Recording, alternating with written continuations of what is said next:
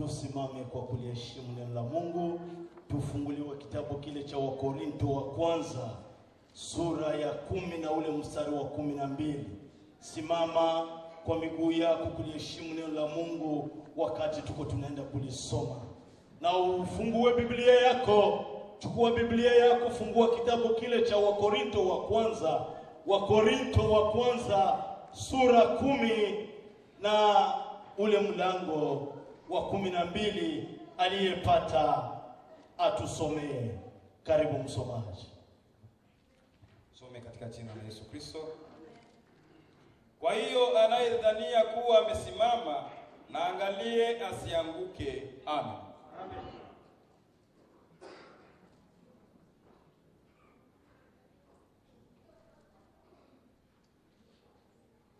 Andiko hili ni andiko la tahadhari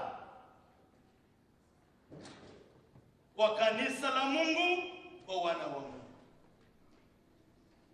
Wakati tunasikia habari hii ya tahadhari, tuchukue nafasi sasa tukae, kwa sababu tumepewa tahadhari tayari kama wana wa Mungu.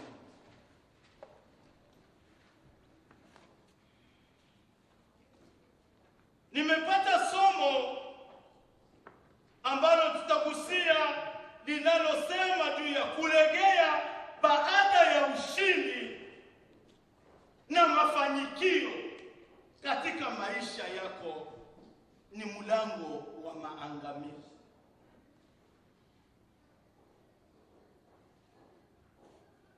Kulegea Kiswahili cha Kongo au kulegea Kiswahili cha Tanzania. Kulegea baada ya ushindi na mafanikio ni mlango wa maangamizi. Wakati unafanikiwa, wakati unashinda vita, inafika tena ulegee. Eti unafungua mlango wa uharibifu kwako. Mungu wetu atusamehe.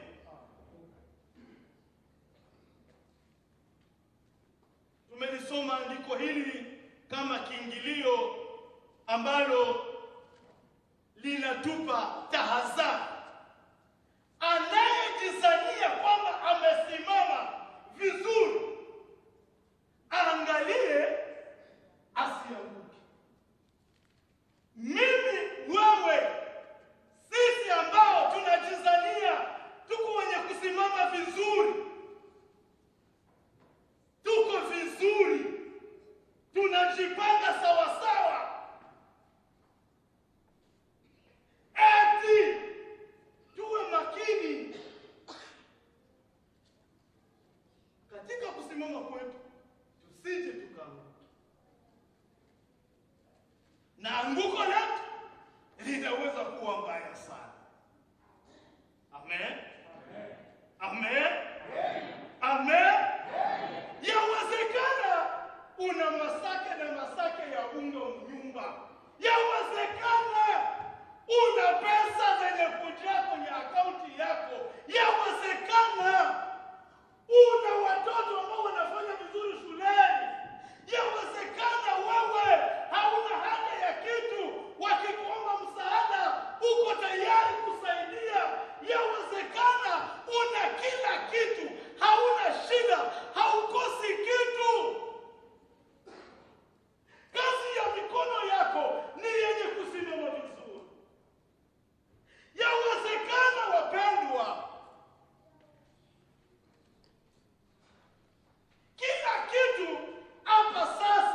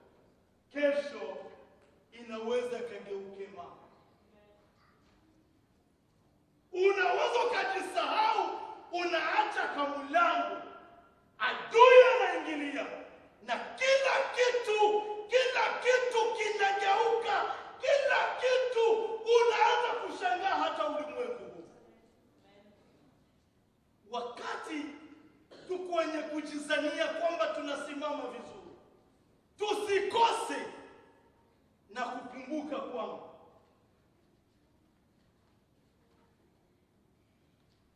Paulo anasema, Paulo aliona, Paulo alifunuliwa, Paulo katika ministry yake alipitia mambo mengi sana. Na wakati alimpokea Yesu, Paulo akaona kwamba Yesu anamsogeza sehemu kwamba afurahie mambo ya kimungu. Lakini katika kuyafurahia akaja kuona wakati anatia uzembe, wakati mwingine anafanya hali za kujisahau, maanguko inaweza kumfikia. Akaandikia wapendwa kwa kanisa hili la Korinto, Wakorinto wakaandikiwa wapendwa kwenye mji huu, kwamba wale ambao wamempokea Yesu, wamesimama na Yesu, wanamtumikia Mungu, lakini wajue kuna na uharibifu na utakafike kwao. Mara nyingi mashujaa wengi, wale ambao wanaitwa washujaa, mara nyingi hawakuwaki wanakufia vitani. Mara nyingi washujaa wanakujaka kufa wakati wako wanasherehekea ushindi, wakati wanafurahia ushindi wao. Mkufurahia ndio muda wanakuja kujikuta wameingiliwa. Lakini wakati wako kwenye vita, wako makini sana, wako wenye kujipanga vizuri na hawawezi kumwachia adui nafasi. Lakini sasa wakati wa ushindi ndio kuna kuyaka hali ya kulegea, kuna kuya hali ya kujisahau, kuna kuya hali ya kujisifu, hali ya kujiona, hali ya kujipiga kuvifua. Tumeshinda, mimi ni mshindaji, hakuna mwingine kama mimi. Wakati huu ndio wakati adui waliyemshinda anakujaka kuwateketeza, anakujaka kuwamaliza, anakujaka kuwaingilia, maana kuna kuwa hali ya kujisahau.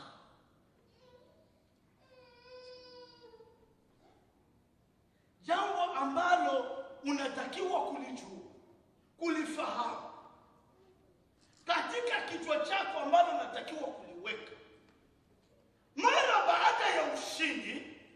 Usilale mpendwa, amen, amen. Baada ya ushindi usizembeye, baada ya ushindi usiregeye, maana adui yuko pale pale. Hata kama unamshinda, yuko pale.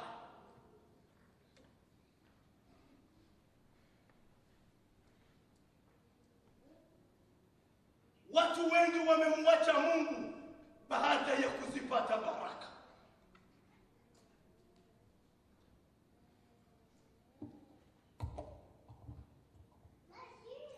Watu wengi waliompokea Yesu Kristo kuwa Bwana na Mwokozi wa maisha yao, baada ya kufanikiwa, baada ya kumuomba Mungu, kumulilia Mungu awatoe katika majaribu, katika milima iliyokuwa inawainukia, huyu Mungu anakuwa kawapia, anakuwa kanasikia wakati tunamlilia. Sasa wakati analeta majibu mazuri, kujisahau kunafika tena.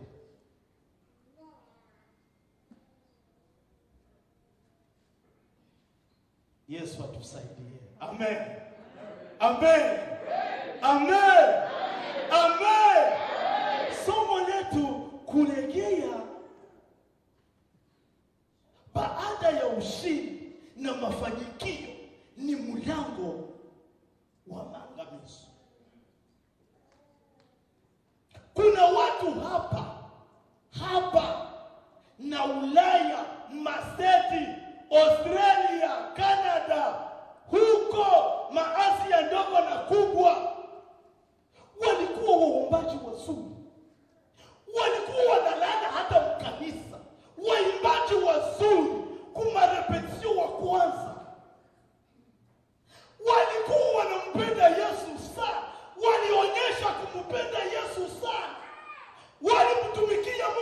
kwa bidii, bila kusukumwa, bila sababu, kengele ilie isilie, atakuwa kukanisa mbele ya zile saa ibada yao inafanyikaka.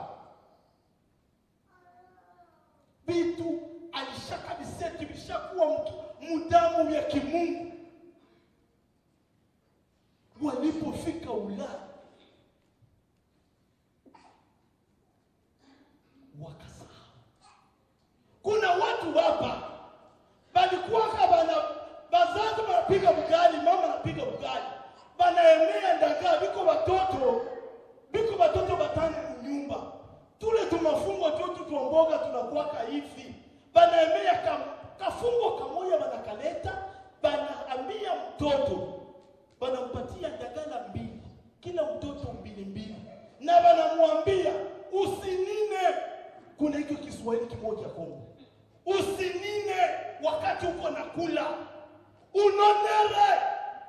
Usikule mboga yote. Kibugali banatilia pale, mtoto kimlima kia bugali na ndagala 2. Na banamwambia akule polepole, asikule haraka. Mtoto kwa ndaga 2 anamaliza mlima wa bugali. Bananunua soda moja. Ile soda moja batoto yote mnyumba na baba na mama banahakikisha banaikunywa wako. Bakikalanga liyai moya ya kuku, jamaa yote na kulia na jasho kutoka, banafurahi. Bana watu wale maisha biko hapa. Hapa tunaongea kuna wale watu walipitia hiyo maisha. Lakini wakamlilia Mungu, wakamsihi Mungu, wakachubuka magoti. Mungu tubadilishie status ya maisha. Mungu wa watu akasikia, akawabadilishia maisha. Walipofanikiwa, walipopata ufindi, wao wanakuwa matajiri, wanakuwa na madola, wanakuwa na kila kitu. Wakalekea. Kuna wengine wanaweza kubadilisha hata maandiko matakatifu. Ukimwambia neno la kweli katika Biblia, anasema hilo neno haliko Biblia. Tu atembelee yenye yeye anataka mwakili yake. Wengine wanapoleta mahubiri, mafundisho yanatolewa, wanaanza kuyachambua, wanakuwa na wa teoloji, hakusomeyaka teoloji, hajuwake hata mstari mmoja wa Biblia hasomaki. Anakuwa teknisio kusema hivyo ni watu tu walitungaka tu. Ndio wanakuwa hapa kwa dunia ya leo. Walianza vizuri, lakini wako wanaenda kumaliza vibaya. Bwana ananituma juu ya hao watu. Wale ambao wameanza vizuri, wakamlilia Mungu, akawasikiliza, akawabariki. Zile baraka sasa zinaanza kuwalewesha. Wanatoka kwenye rai. Wako huko, Mungu aliyewaita wanamuacha huko. Eti hao watu kwa ushindi waliopata wa mafanikio ya maisha yao, wakiregea, adui waliyemuacha ambaye walikuwa marafiki wa usherati, walikuwa marafiki wa ulevi, marafiki wa uwaji, marafiki ya uongo, walikuwa wateknisie kuchambula watu, walikuwa wateknisie kupigana, walikuwa wafanya mabaya ya kila aina. Lakini Yesu akawaita. Ule adui waliyemwacha huko wakaja kwa Yesu.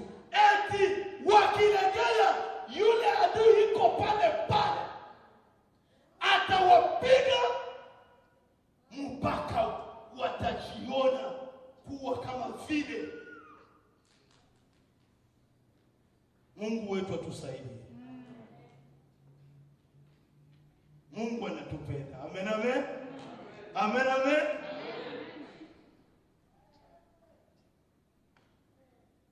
Yesu alisema anayejizania amesimama, angalie asianguke.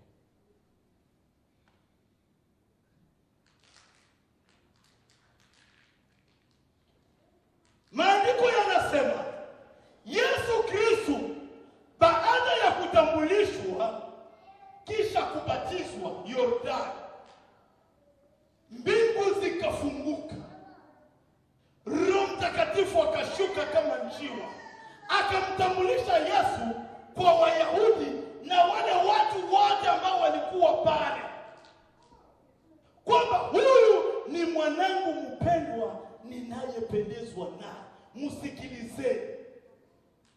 Moja kwa moja Roho akamchukua hata nyikani, akakaa huko porini siku 40. Mjaribu adui aliyemshinda akamfuata huko nyikani. Yesu alijaribiwa majaribu 4 makubwa, lakini kwa kuwa hakuregea, hakuachia adui nafasi, yale majaribu yote 4 makubwa akayapangua ushindi kwa Yesu. Amen. Amen. Majaribu makubwa akayapangua. Maandiko yanasema yule mjaribu alipoona anashindwa, eti akamwacha kwa muda. Hakumwacha lote, alimwacha tu kwa muda. Na wewe hata kama maisha yako yalikuwa ni maisha ya kumtumikia shetani, akakutoa huku, unakuwa mwa Yesu. Yesu anakuambia leo sauti ya upendo kwamba adui yuko pale pale, alikuacha ni kwa muda. Ukipanda wenda Ulaya, unapanda ndege unaenda Ulaya, yuko kule atakufuatilia. Na ndio maana watu wengi walikuja wanasimama vizuri. Kuko watu wanabakilia tu ni maushuhuda. Mimi nilikuwa na tabiri, mimi nilikuwa jogoo ya kuika, mimi nilikuwa mwimbaji, mimi nikiimba. Watu wanabakilia tu hivyo.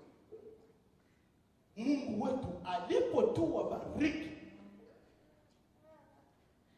adui, kwa sababu yuko pale tu, wakaacha mlango wazi, akapata nafasi ya kuingia. Na mapigo anaowapiga, system ya shetani ya leo, hata kama unatoa sana kanisani, hata kama unaingia sana, hata kama ninahudumia, hata madhabahuni ninajitoa kila wakati, system ya shetani ni kwamba kuwafanya watu wawe sasa wa mazoea ya maneno ya Mungu. Shetani anafanya watu wabizoee vya Mungu venye alikuwa kibinakuwaka vya kuzoelewa. Watu wanabaki na tabia ya kuzoea vya Mungu, na katika kuzoea ndio mula munakuwa uharibifu. Mtu anajua kwamba tangu niliamini Yesu hii ni dhambi, lakini leo iko nakataa kwamba haiko dhambi. Mtu alikuwa anajua hiki ni kibaya, hili ni kosa. Leo hii shetani katika ujanja wake anawafanya wale ambao walikuwa wanampiga vita. Mtu anasimama na tena kukomesha shetani. Kuna watu walikuwa wanampiga hata mawe, wanampiga mangumi. Wakati mmoja tulikuwa kwa maombi, tukampiga mangumi sana shetani.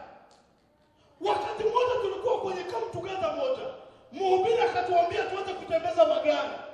Tukaanza kutembeza mhewa kwamba tutabarikiwa magari. Akaanza kugeuza akasema, kuna adui iko pale shetani tumpige kwa sababu gari lako anakuwa pale alinyang'anya. Tukampiga mangumi. Masabato tunampiga ya mhewa, hatumuoni. Yule shetani yule unampiga vile na kuona vipasi vinakamata, lakini anaregeza kamba na kuachilia kidogo. Lakini anajua upande wa pili atakunasa tu, kwa sababu utaregea, kwa sababu utachoka, kwa sababu majivuno yatakuwa, kujiinua kutakuwa, itapanda juu ya mafanikio. Unaanza kuvala mzuri, unavala spare yenye mjamala kolote. Hakuna mtu alivalaka spare tangu wakambo jamaa yako yote. Juu unatia spare kumwili, inakuletea kiburi. Anasema nitamkamatia kuspare. Mungu atusaidie. Kuna watu ambao Mungu aliwaonea huruma akawaleta kwake. Alipowaleta akawabariki. Baada ya baraka hizo wakaregea, wakarudi nyuma, wakajiinua, shetani akapata mlango. Nitakupa mifano. Mtu wa kwanza katika kitabu kile kitabu tusomee Luka. Msomaji tusomee Luka. Luka, kitabu kile cha Luka. Somee Luka 12 mstari wa 16 hadi 12. Biblia inasema nini? Luka 12 hadi 20. Biblia inasema neno la Mungu. Akawaambia mezani, akisema, shamba la mtu mmoja tajiri huwa limezaa sana. Akaanza kuwaza moyoni mwake. Akisema, nifanyaje? Maana sina nafasi ya kuweka vitu vyangu, mali yangu yenye nafanikiwa. Akasema nitafanya hivi. Sasa nitavunja ile madepo yangu yote. Nifanye vingine vimadepo vikubwa sana. Na humo nitatia sasa depo ya vitu vyangu vyote. Amen. Kisha nitajiambia mwenyewe, niko kuwa bosi na vitu vingi. Na vitu hivyo sasa ninafanya depo yangu ya miaka mingi. Kwa hiyo pumzika ule ufurahi. 20 inasema, lakini Mungu wa mbingu akamwambia, mpumbavu wewe, mjinga wewe, usiku huu wa leo hii wanataka unakufa, na vitu ulivyojiwekea tayari vitakuwa vya nani? Ndivyo alivyo mtu ajiwekeaye nafsi yake akiba, asitarajishie kwa Mungu. Amen. Mtu mmoja huyu alionekana kwenda Ulaya, anakuwa na kila kitu,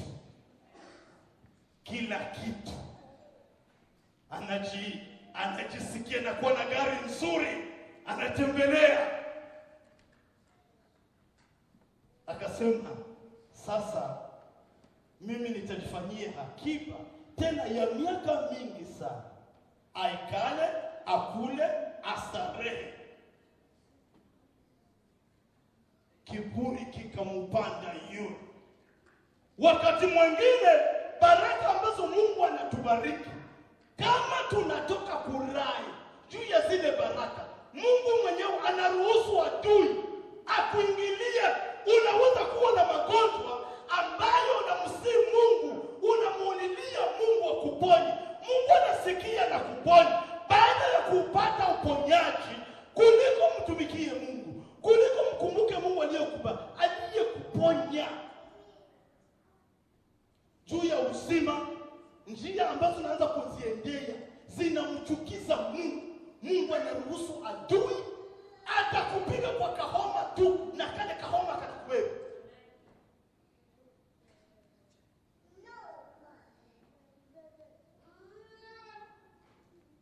Ndio maana Biblia inasema hatimaye tuzidi kuwa hodari katika Bwana. Tuzivae silaha zote za Mungu ili kuweza kupigana na yule adui.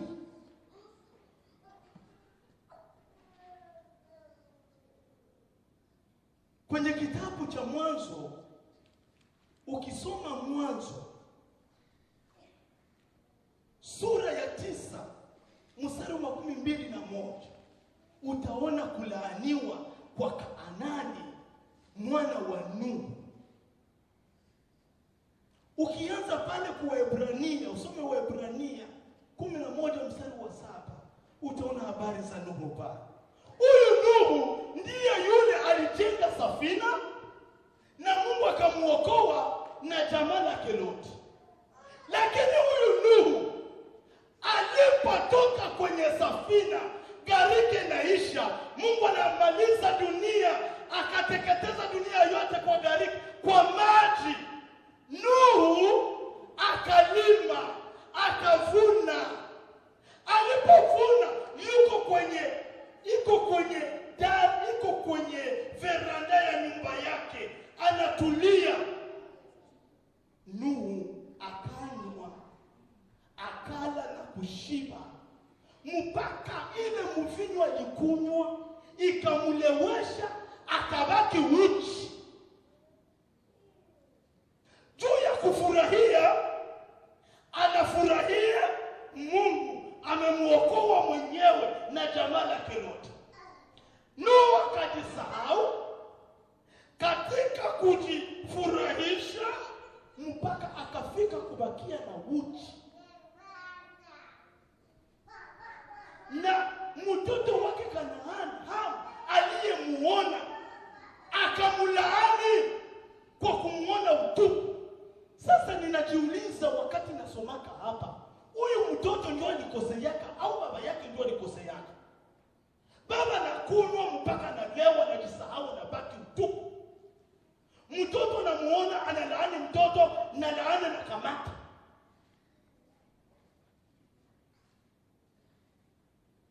Ndivyo ilivyo watu wengi leo.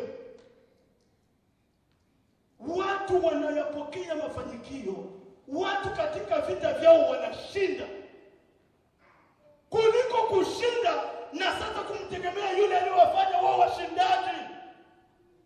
Wanajisahau, wanafurahia ushindi wao, na wanaacha mlango wa adui kuingia na kuwapiga.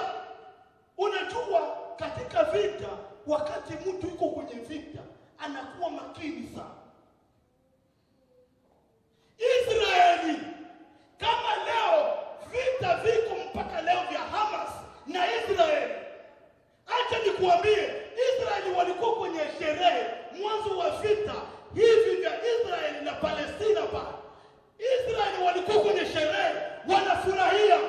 Walipokuwa wanafurahia, hili kundi la Hamas likawavizia Israeli, wanatia silaha chini, kwa sababu Israeli ni wapambanaji mu maisha yao yote, tena ni wabarikiwa. Ulimwengu wote mzima, kila nchi, basababa yuliko mkila nchi ni ba Israeli, bakufanya vitu vikubwa, kubuni vitu vikubwa. Hata mu makampani hizi muko vitu vya ba Israeli, biko wanaendesha makampani zaidi mbili vizuri. Wakati wanafurahia, silaha wanaweka chini, wanajisahau. Ili kundi la Hamas likaenda kuwavizia, likafanya nini? Likawapiga, likawapasua, kukafa watu mamia na maelfu, wakawateka mateka, wakaenda nao. Hii miaka yote, karibu miaka 2, ili kundi liko linapigana. Waisraeli hawajakufaka bado, kama vile walikufaka ile siku walikuwa wanasherehekea, wakapigwa na ile kundi la Hamas. Mungu ananituma nikuambie, amekuonyesha maziwa ya maisha mazuri, amekuonyesha, lakini kuna maisha mazuri kuzidi haya ambayo tunaona leo. Ndiyo maisha, tuwe makini sana na hayo kuliko kuwa makini na haya ambayo yatapita. Uvae mzuri, ukule mzuri, utapita.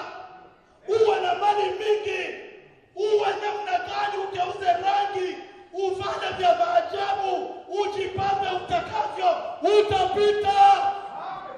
Lakini Yesu ananituma nikuambia kwamba andaa maisha yako ya kesho. Kesho yako itakuwa namna gani? Kesho yako ni ipi? Uache kuacha mlango wazi kwa shetani. Inamisha kichwa chako, tuombe Mungu pamoja. Inamisha kichwa chako. Tusimame sote. Wakati unainamisha kichwa chako, tusimame sote mkutano. Tutakwenda kuomba Mungu. Mungu atusaidie. Tusiachie adui mlango. Mungu atusaidie pamoja na Ulaya. Tujue kwamba tuendelee kuishi maisha mazuri ya kumpendeza Mungu. Wao ambao wameterezeka, wao ambao wametoka kwenye raha, wao ambao wamekuja kumwacha Yesu, wao ambao umelegea, kiburi kimekuingilia, hautaki kusikia tena neno. Tutaomba pamoja, Mungu akusamehe, Mungu akukubali tena, maana baraka zako ambazo anakuandalia kule mbele hautazifikia. Shetani atakupiga, shetani atakumaliza, maana unafurahia anasa za muda mdogo.